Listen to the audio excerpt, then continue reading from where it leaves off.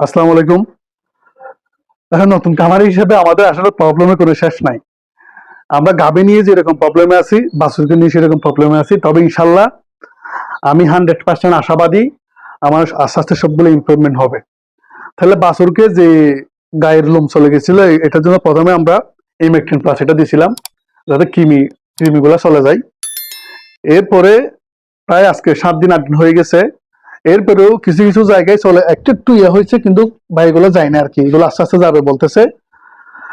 আমি আবার গরুর বাছুর কিন্তু জ্বরও আছে, আমি আবারও ডাক্তারের সাথে পরামর্শ করলাম।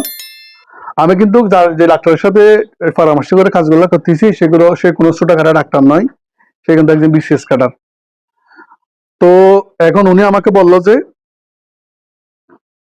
নিউট্রেক্স এটা খাওয়া দেওয়ার জন্য। এটাও কিন্তু কৃমির একটা কলিজা কৃমি বা ভিতরের কৃমির জন্য খুব ভালো কাজ করে।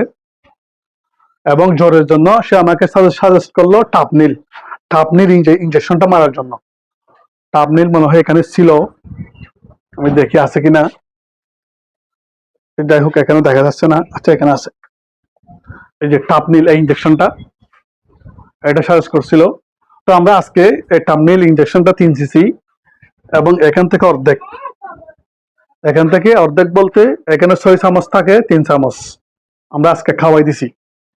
হ্যাঁ, গরুর কিন্তু আজকে প্রায় 15-20 দিন হয়ে গেছে, এই বাছুর কিন্তু এখনো জ্বর কমে নাই।